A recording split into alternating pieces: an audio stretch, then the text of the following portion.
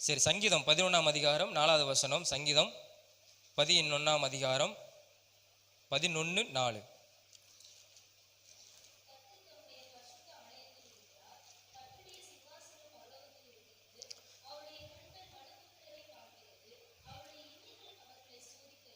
போதும்.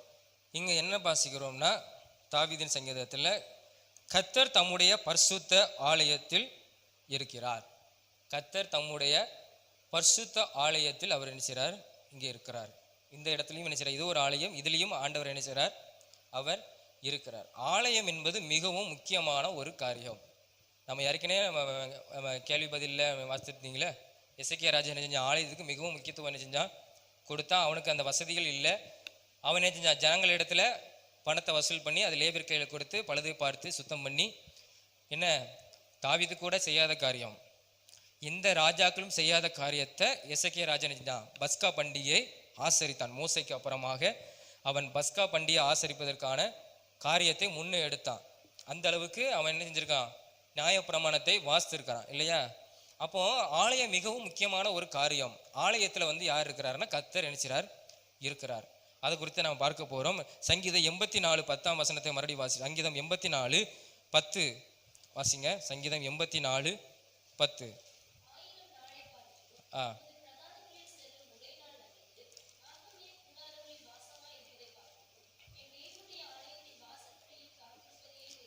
ஆமாம், இங்கே ஆகாமிய கூடாரங்களில் வாசமாய் இருப்பதை பார்க்கலும் எங்கே இருப்பது நல்லது? தேவனுடைய ஆலயத்தின் வாசற்படியிலே காத்திருப்பது எனது நம்மளுக்கு தெரிந்து கொள்ளுவேன் அப்படின்னு பார்க்குறோம் இல்லையா? இப்போ வந்து ஒரு கல்யாண வீடு வருதுன்னா, கல்யாண கடை கொடுக்க வராங்க ஞாயிற்றுக்கிழமை காலை 9 மணி. நம்ம எதை தேர்ந்தெடுப்போம்? என்ன சோறு போடுவீங்க? கறிச்சோறு போடுவீங்களா? கறிச்சோறு போடுவீங்களா? சரி சரி. அப்போது நான் உங்களுடைய கறிச்சோரை நான் தெரிந்து கொள்கிறேன் அப்படின்னு நம்ம சிலர் இருக்கிறாங்க, நம்ம ஆலயத்தில் இருக்கிறாங்க. கறிச்சோரை தெரிந்து கொள்வேன் நம்ம சொல்லணும். நான் முதலாவது வரேன். எப்போ வரேன்னா கரெக்டாக சாப்பாடுறதுக்கு வரேன். என்ன மதியம் 12 மணிக்கு சாப்பாடு போடுவாங்க, 12:30க்கு ஆலயம் முடிஞ்சிடும். அப்போது நம்ம என்ன சொல்லணும்? முதலாவது நான் கர்த்தருடைய வாசற்படியிலே, ஆலயத்தை வாசற்படியே காத்திருப்பதை நான் தெரிந்து கொள்வேன். ரெண்டாவது உங்களுடைய கறிச்சோருக்கு நான் என்ன செய்கிறேன்? விருந்துக்கு வரேன் அப்படின்னு என்ன செய்யணும்? நம்ம சொல்ல பழகணும். சரியா? ஃபங்க்ஷன் வீடு, சடங்கு வீடுனாலும் சடங்கு வீடு நெட்டாக தான் இருக்கும். அப்படியே சிலங்க பகல் வச்சாலும் மதியம் தான் சாப்பாடு போடுவாங்க இல்லையா? காலைல யாரும் 10 to சாப்பாடு போட மாட்டாங்க. அப்போ நம்ம உறவினர்களாக அது ஒன்றும் செய்ய முடியாது. ஆனால் நம்ம என்ன செய்யணும்? எப்படியாவது ஒரு 5 மணி சர்வீஸு இப்படியாவது கலந்து கொண்டு முதலாவது கர்த்தரை நம்ம மையப்படுத்தி கொண்டு தான் ஆலயத்தை நம்ம போயிட்டு தான் எங்கே செய்யணும்? வெளியே போகணும். சரியா? ஞாயிற்றுக்கிழமை என்ன செய்யக்கூடாது? நம்ம தவற விடக்கூடாது. இங்கே சொல்கிறது பார்க்குறோம். இங்கே வசனத்தில் இங்கே அவன் சொல்கிறான், என்னது? ஆகாமிய கூடாரத்தில் நான் வாசமாக இருப்பதை பார்க்கலும் என் தேவனுடைய ஆலயத்தில் வாசமாக எனது வாசற்படியில் காத்திருப்பதே நான் என்ன செய்வேன்? முதலாவது தெரிந்து கொள்வேன். அது சொல்லிட்டான். அதான் தெரிந்து கொள்வேன். அதுக்கப்புறம் தான் மற்ற எல்லாம். ஆலயம் மிகவும் முக்கியமான ஒரு காரியம். அதனால தான் வாலிபர் கூட்டத்தில் நீங்கள் வாங்க, ஆலயத்துக்கு வாங்க, ஆலயத்துக்கு வாங்க, ஆலயத்துக்கு வாங்க அப்படின்னு சொல்கிற காரியம். அதை நம்ம என்ன செய்கிறோம்னா கட்டாயப்படுத்துகிறாங்க அப்படின்னு சொல்லி நீங்கள் சொல்லிக்கிறீங்க. நாங்கள் வாங்க வாங்க என்ன செய்கிறோம்? சொல்கிறோம். ஏன்னா ஆலயத்தில் பெரிய பெரிய மகிமைகள் நம்ம பெற்றுக்கொள்ள முடியும், அற்புதங்களை பெற்றுக்கொள்ள முடியும். இதெல்லாம் பின்னால் நம்ம பார்ப்போம். அதே மாதிரி 5 சங்கீதம் 5ஆம் அதிகாரம் 7வது வசனத்தை வாசிங்க. சங்கீதம் 5:7.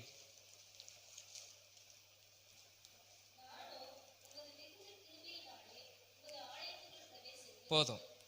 நானும் உமது மிகுந்த கிருபையினாலே உமது ஆலயத்துக்குள் பிரவேசித்து அப்படின்னு பார்க்கிறோம். என்ன இங்க தாவீது சொல்லுகிறான், அதுக்கு ஒரு கிருபை வேணும். உனக்கு கிருபை இல்லைன்னா நீ ஆலயத்துக்கு வர முடியாது. அவன் சொல்றான், நானும் உமது மிகுந்த கிருபையினாலே உமது ஆலயத்துக்குள் வர. அவன் சொல்றான், நம்முடைய கிருபை இல்லைன்னா வர முடியாது இல்லையா? உயிர், ஜீவன், சுகம், பலன் கொடுத்து இந்த வாரம் பொழுது ஆண்டு காத்து உன்னை சர்ச்சுக்குள்ள உன்னை கூட்டு வர்றதுன்னா நம்ம சொல்ல வேண்டிய என்னது? ஆண்டவர் உமது கிருபையினால இந்த இடத்துக்கு வந்து நான் உண்மை செய்கிறேன் பயபக்தியோடு. அதில் இருக்கிற அடுத்த வசனத்துக்கு கீழே பார்க்கும்போது, உமது பரிசுத்த சந்ததிக்கு நேரம் பயபக்தியோடு பணிந்துக்கொள்ள உமது கிருபையினாலே நான் வாரேன். என்னை தகுதிப்படுத்தி என்னை பரிசுத்தப்படுத்தி உங்களுடைய ஆலயத்துக்குள்ள. ஏன்னா இப்போ நம்ம சொல்லணும்னா உண்மையிலே கிருபை தான் நம்ம வர்றது. அந்த நாளுக்கு எடுத்துக்கொள்ளுங்களேன். இயேசு கிறிஸ்து பிறப்புக்கு அப்புறம் நினச்சிக்கோங்களேன், அவருடைய உயிர்த்தெழுதுக்கு அப்புறம் நினச்சிக்கோங்களேன், யூதர்கள்லாம் ஆலயத்துக்குள்ளே போக முடியும், வேறு எவனும் வர முடியாது. எவ்வளோ பெரிய அதிகாரம் இருந்தாலும் சரி, என்ன ரோமர் அதிகாரியாக இருந்தாலும் சரி, வெளியே ராஜாக்கள் இருந்தாலும் சரி, மந்திரிகள் இருந்தாலும் சரி, எங்கே வர முடியாதுன்னா ஆலயத்துக்குள்ளே வர முடியாது. ஆலயத்துக்குள்ளே யூதர்கள் மாத்திரம் தான் என்ன செய்ய முடியும்? இருக்க முடியும்.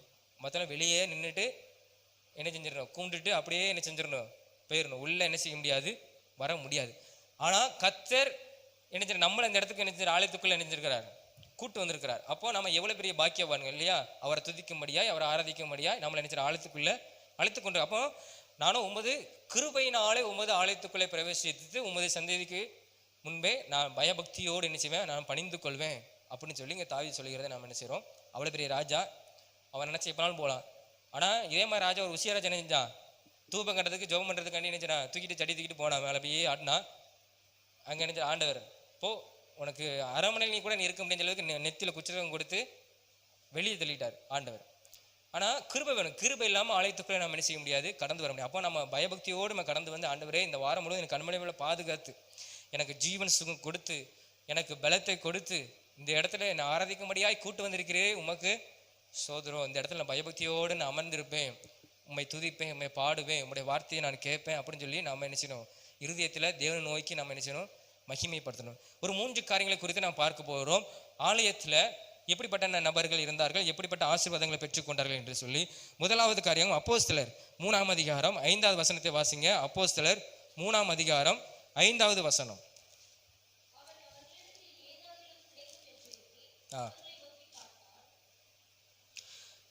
அவன் அவர்களிடத்தில் ஏதாயிலும் கிடைக்குமா என்று எண்ணி அவர்களை நோக்கி பார்த்தான். இது முதல் நான் பார்க்கும்போது ஜெப வேலை, எனது ஜெப வேலையாகிய 9ஆம் மணி நேரத்தில் பேதுருவும் யோவானும் தேவாலயத்துக்குள்ள என்ன செஞ்சாங்க, போனார்கள். அப்பொழுது தன் தாய், அப்போ வந்து ஒரு ஊனமுற்றுவன், தன் தாயின் வயிற்றிலிருந்து அவன் பிறக்கும் போதே அவன் என்னது ஒரு சப்பானி, நடக்க முடியாது. அப்போது நான் அந்த நாட்களில் இன்னும் இப்படி இருக்குது, இன்னும் இருக்குது. சில ஆட்சி கோயிலில் நீங்கள் போனீங்கன்னா அவ்வளோ பிச்சைக்காரங்க வரிசையாக என்ன செய்வாங்க, ஆமாம் இங்கேயும் அங்கேயும் இருப்பாங்க லைனில்.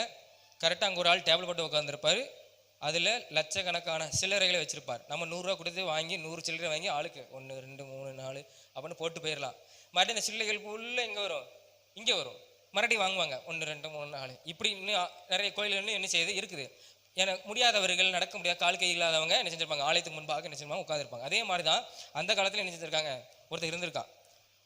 அவன் வயிற்றுலேருந்து பிறந்ததுலேருந்து என்னது நடக்க முடியாது சப்பானி. அவன் ஆலயத்துக்கு முன்பாக உட்காந்து கொண்டே இருக்கிறான். 40 வயதாக இருக்க நபர்னு சொல்லப்படுது, 40 வயது உள்ள நபர்னு சொல்லப்படுது. அப்போ 40 வருஷமாக அங்கே தான் என்ன செஞ்சிருக்கான், தூக்கி கொண்டு வச்சுட்டு போயிடறாங்க, பிச்சை எடுத்துகிட்டே வந்திருக்கான். ஆனால் பேதுரு பல தடவை போயிருப்பாங்க இல்லையா, பேதுரும் யோவான் பல தடவை போயிருப்பாங்க. இயேசு கிறிஸ்து கூட இந்த என்ன பல இடத்துல பார்க்குறோம், அவர் ஜெப ஆலயத்தில் பிரவேசித்து உபதேசம் பண்ணினார் இல்லையா, வந்திருக்கலாம். இல்லைன்னா அவங்க ஊழியக்காரங்க யாராவது என்ன செஞ்சிருக்கலாம், அந்த ஆலயத்துக்குள்ள வந்திருக்கலாம்.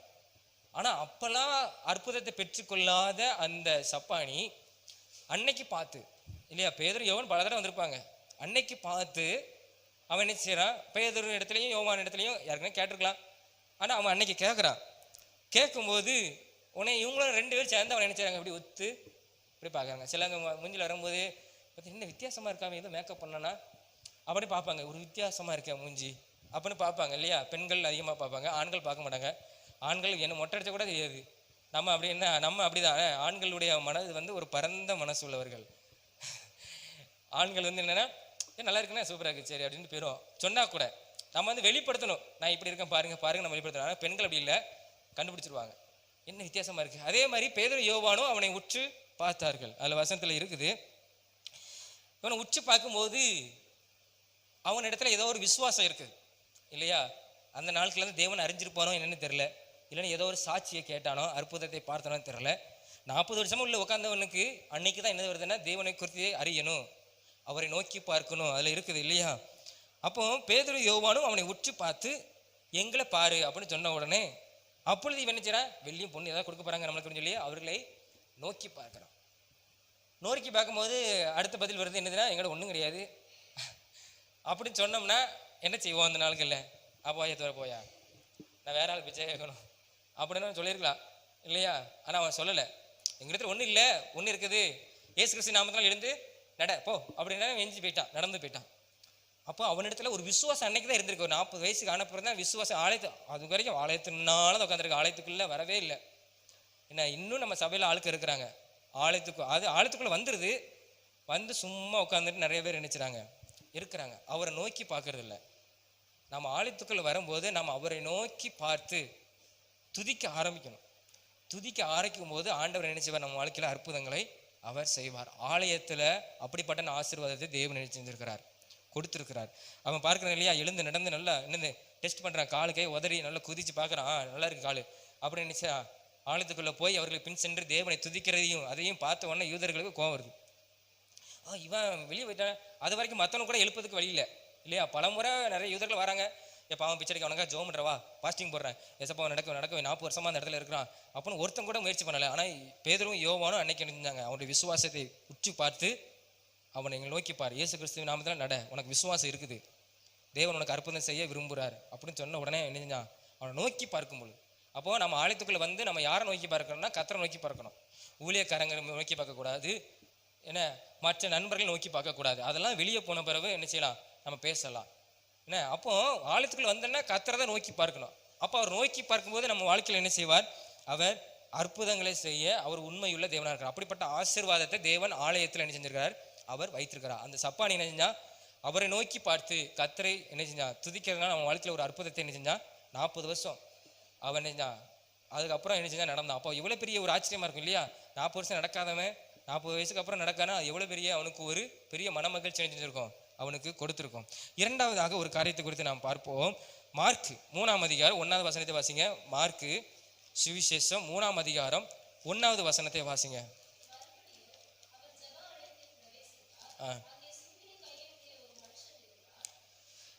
அங்க வந்து ஒரு ஜெப ஆலயத்தில் யார் பிரவேசிக்கிறாருன்னா ஏசப்பா உள்ள இருக்கிறாங்க. ஏசப்பா உள்ள கடந்து வராங்க. இவன் அவனை மாதிரி கிடையாது, சப்பானி மாதிரி கிடையாது. இவன் என்ன செஞ்சா, யாருக்குன்னு தேவனை அறிஞ்சு ஆலயத்துக்குள்ள வந்து கர்த்தரை துதிக்கிற ஒரு மனுஷனா தான் என்ன செஞ்சான் இருக்கிறான். இவன் ஆலயத்துக்குள்ள இருக்கிறான். ஆனா ஆலயத்துக்குள்ள நம்ம வரும்போது ஆண்டவர் செய்ய போற காரியத்தை யாரும் தடுக்க முடியாது. ஆண்டவர் செய்ய போற காரியத்தை யாரும் தடுக்க முடியாது. நாம கர்த்தருடைய ஆலயத்தை வாஞ்சித்து நாடி இந்த ஆலயத்துக்குள்ள கடந்து வரும்போது கர்த்தர் நம்ம வாழ்க்கையில செய்ய போற காரியத்தை எந்த மனுஷனாலும் தடுக்க முடியாது. அது ஊழியக்காரங்களாலும் சரி, யாரா இருந்தாலும் சரி, எவ்வளவு பெரிய ஆளா இருந்தாலும் சரி, கர்த்தர் ஒரு காரியத்தை இவன் ஆலயத்துக்கு கடந்து வாரான், என்னை மகிமைப்படுத்துறான், என்னை துதிக்கிறான் அப்படின்னு ஆண்டவர் அறிஞ்சிட்டாருன்னா, அவனுக்கு ஒரு காரியத்தை செய்ய நினைச்சிட்டாருன்னா யாரும் என்ன செய்ய முடியாது, தடை செய்ய முடியாது. இதே மாதிரி தான் இந்த சூமினை கைவிடனே பார்க்கிறோம். எல்லாரும் இருக்கிறாங்க, ஓய்வு நாள். உடனே இயேசு அவனையும் பார்க்காரு, அவன் இயேசுவை பார்க்கான். இப்போ வந்து நான் இவனை பார்த்துட்டே இருக்கானா, இவங்களுக்குள்ள ஏதோ ஒன்று இருக்குது அப்படின்னு மற்றவர்கள் எங்கே செய்வீங்க, அப்படியே பார்ப்பீங்க இல்லையா. என்ன அங்கேயே பார்த்துட்டு இருக்காங்க, அப்போ இது என்ன இவங்க தெரிஞ்சவங்களா இருப்பாங்களோ அப்படின்னு சொல்லி நீங்கள் ஒரு புதுசாக ஒரு நபர்கள் வந்தாலும் நம்ம பார்ப்போம் இல்லையா, தெரிஞ்சவங்களுக்கு ஏதோ இருக்கு போல அப்படின்னு. இதே மாதிரி இயேசு அவனை பார்க்க, அவன் இயேசுவை பார்க்க இப்படி நடந்திருக்கும். உடனே மற்றவெல்லாம் பார்க்கான், அவன் ஒரு குறைபாடு உள்ள ஒரு மனுஷன். அப்போ இவர் ஓய்வு நாள், இவர் ஏதாவது செய்கிறாருன்னு பார்ப்போம். அற்புதம் செஞ்சுட்டாருன்னா நம்மளுக்கு ஒரு இது கிடச்சிடும். யூதர்கள் முறையில் படி ஓய்வு நாளில் ஒன்றும் செய்யக்கூடாது, ஒரு வேலையும் செய்யக்கூடாது. என்ன யூதர்கள் முறைமையின் படி இவர் ஏதாவது செஞ்சால் குற்றம் சாட்டலாம் அப்படின்னு சொல்லி ரெடியாக நிற்காங்க. ஆனால் ஆண்டவர் கேட்கார். ஆண்டவர் வசனத்தை வாசிக்கும் போது 3ஆம் அதிகாரத்தில் அங்கே நம்ம பார்க்கும்போது 4ஆம் வசனத்தில் அவர்களை பார்த்து, ஓய்வு நாளுக்கு நன்மை செய்வதோ தீமை செய்வதோ ஜீவனை காப்பதோ அழிப்பதோ எது நியாயம் என்றார். அதற்கு அவர்கள் பேசாமல் அமைதியாக இருக்காங்க. ஏன்னா ஒன்றும் செய்ய முடியாது, அற்புதம் ஆமாம் அற்புதம் செய்யணும், ஆனால் அது ஓய்வு நாள் செய்யக்கூடாது அப்படின்னு சொல்லவும் மாட்டேங்காங்க, அமைதியாக இருக்காங்க. இந்த பேசாமல் என்ன செஞ்சுறாங்க, அப்படியே இருக்கிறாங்க. அடுத்த 5ஆம் வசனம், அவர்களுடைய இறுதிய கடினமாக இருக்குது. அற்புதம் செய்யக்கூடாதுன்னு தான் அவன் மனசு என்ன செய்யுது இருக்குது. ஆண்ட விசனப்பட்டு கோபத்துடனே சுற்றிலும் இருந்தவர்களை பார்த்து அந்த மனுஷனை நோக்கி உன் கையை நீட்டு என்றார். அவன் நீட்டினான், அவன் கை மறு கையை போல இணைஞ்சது, சுஸ்தமாயிட்டு. அப்போது ஆலயத்துக்கு வரும்போது ஆண்டவர் செய்ய நினைக்கிற காரியத்தை யாரும் தடுக்க முடியாது. அவங்களுக்கு தடுக்க முடிஞ்சுதான் யூதர்களால் தடுக்க முடியாது இல்லையா. ஆண்டவர் நம்மளுக்காக ஜீவனே கொடுத்துட்டார், அது ஒரு பெரிய விஷயமே கிடையாது இல்லையா. அவர் கொலை செய்யணும் நினைச்சாங்க, ஒரு குற்றம் வேணும், என்ன குற்றம் சொல்லி அவரை கொலை செய்யலாம் அப்படின்னு எதிர்பார்த்தே இருந்தாங்க. ஆனால் ஆண்டவர் தைரியம் நினைஞ்சார், அவனுக்கு செஞ்சார். ஏன்னா அவன் ஆலயத்துக்கு கடந்து வரான், என்னை துதிக்கிறான், என்னை மகிமைப்படுத்துகிறான், அதனால் இவனுக்கு ஏதாவது நான் ஒன்று செய்யணும். அது இவங்க தடையாக இருக்கிறாங்க, அந்த அற்புதத்துக்கு தடையாக இருக்கிறாங்க. ஆண்டவர் அதெல்லாம் பார்க்கவே இல்லை. ஆண்டவர் அவனுக்கு என்ன செஞ்சால், அற்புதங்களை ஆண்டவர் செய்ததை நம்ம இயேசு செய்ததை பார்க்குறோம். அப்போது ஆலயத்துக்கு கடந்து வரும்போது இயேசப்பா கண்டிப்பாக நம்ம வாழ்க்கை அற்புதங்களை அவர் செய்வார். ஆலயத்துக்கு வரும்போது நம்மளுக்கு ஆண்டவர் செய்ய போகிறத யார் தடுக்கும், எந்த மனுஷன் எவ்வளோ பணக்காரனாலும் சரி, ஊழியக்காரங்களாலும் சரி, யாரும் என்ன செய்ய முடியாது, தடுக்க முடியாது. ஆண்டவர் நம்ம வாழ்க்கையில் கட்டாயம் என்ன செய்வார், அற்புதங்களை செய்வார். அப்போ அவன் வாழ்க்கையில் ஆண்டவர் என்ன செஞ்சார், ஒரு அற்புதங்களை என்ன செய்ய, ஒரு கையை மறு கையை போல ஆண்டவர் என்ன செஞ்சார், சூமின கையை ஆண்டவர் அற்புதங்களை செஞ்சு அவன் வாழ்க்கையில் ஒரு அற்புதத்தை செஞ்சார். அப்போ மூன்றாவதாக ஒரு காரியத்தை நம்ம பார்ப்போம். மூன்றாவதாக 2 நாளாகமும் 20ஆம் அதிகாரம் 9வது வசனத்தை வாசிங்க. 2 நாளாகமும் 9ஆம் அதிகாரம் 20வது அதிகாரம் 9வது வசனம்.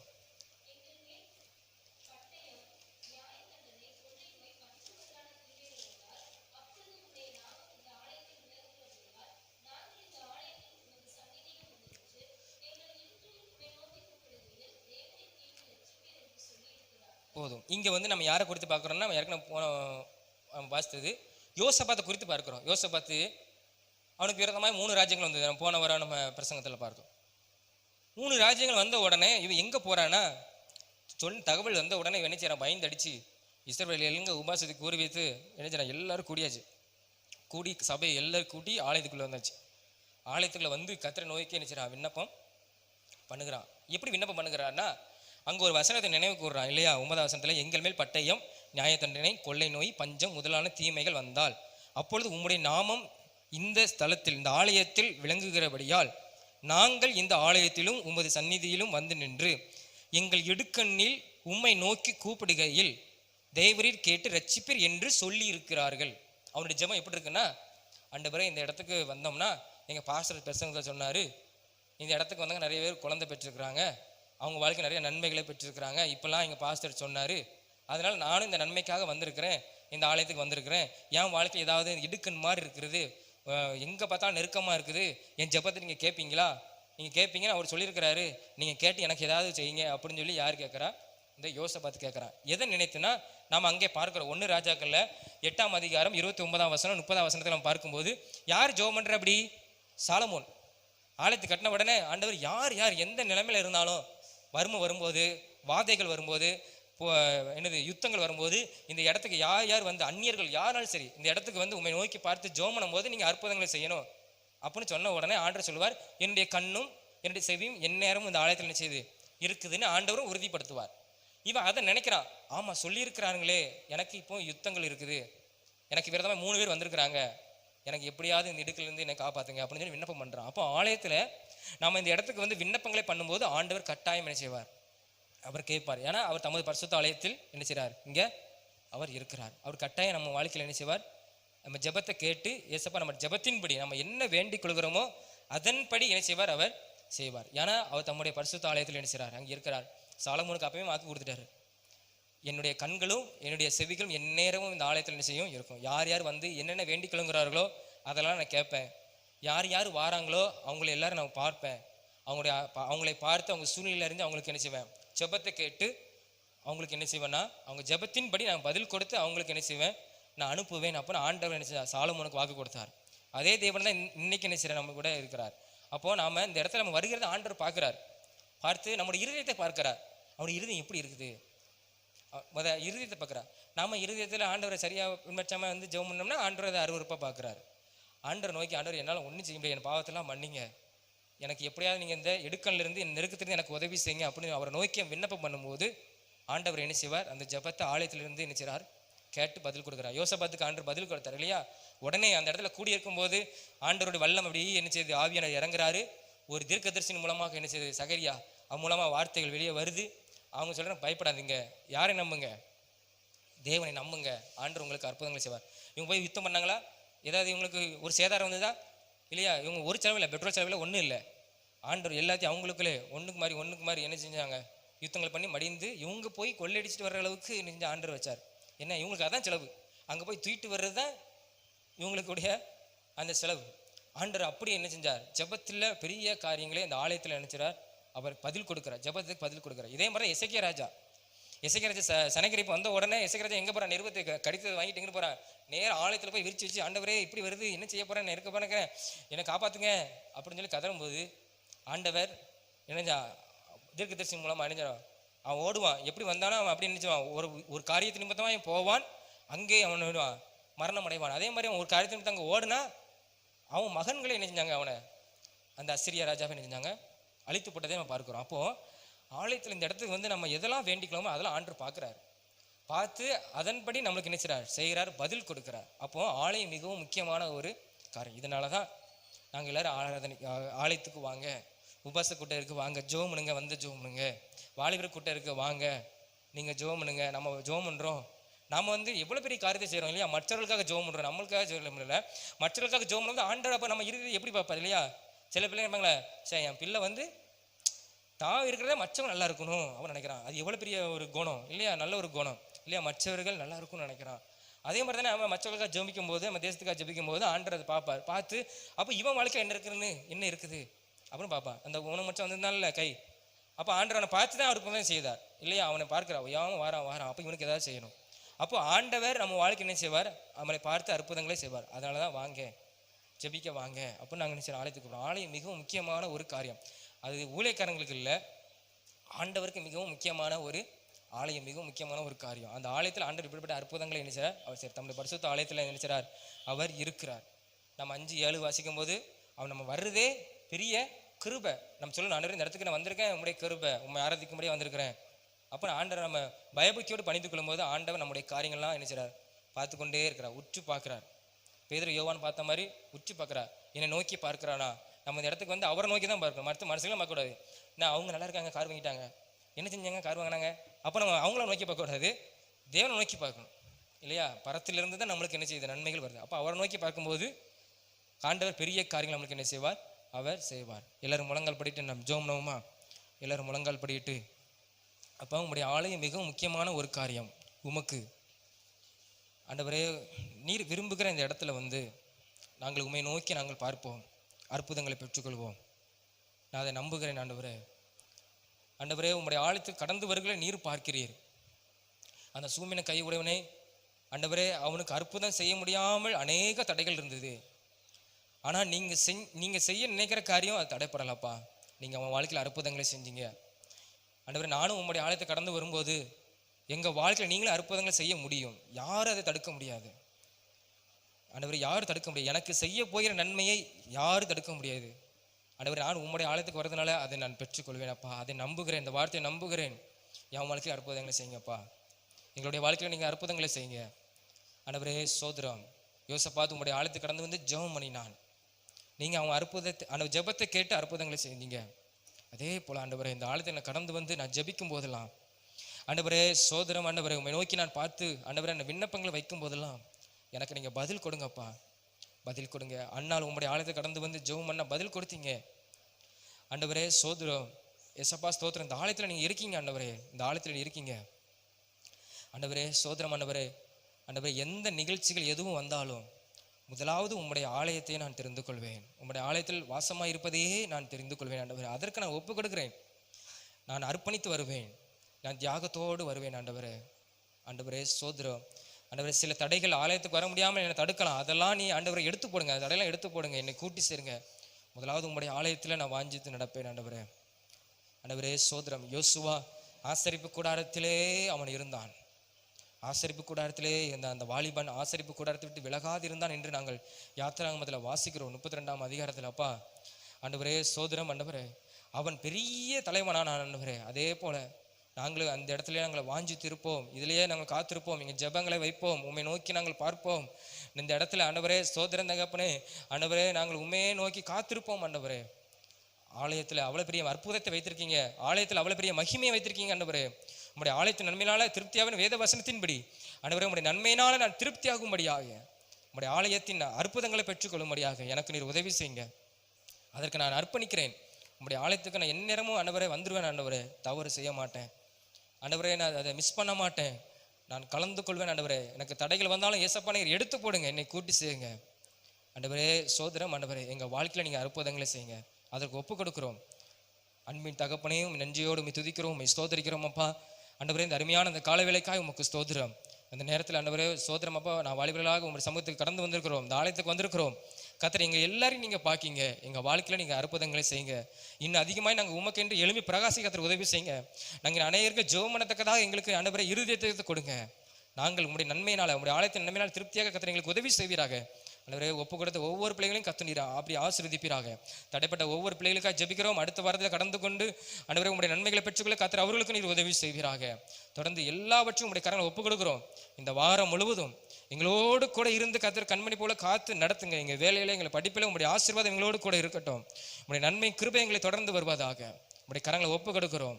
இயேசு மூலம் ஜெபிக்கிறோம் ஜீவன் நல்ல பிதாவே, ஆமென். எல்லாரும் எழும்பி நின்று சங்கீதம் 103 சங்கீதத்தை 1 முதல் 103 சங்கீதம் 1 முதல் 5ஆம் வசனம் வரை நாம் வாசித்து முடிப்போம். எல்லாரும் எழும்பி நின்று எல்லாரும் நம்ம விசுவாசத்தோடு அறிக்கை செய்து நாம் முடிப்போம்.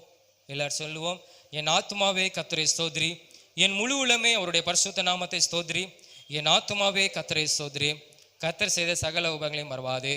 அவர் உன் அக்கிரமங்களை எல்லாம் மன்னித்து உன் நோய்களை எல்லாம் குணமாக்கி உன் பிராணனை அழிவுக்கு விலக்கி மீட்டு உன்னை கிருபையினாலும் இரக்கங்களாலும் முடிசூட்டி நன்மையினால் உன் வாயை திருப்தியாக்குகிறார்.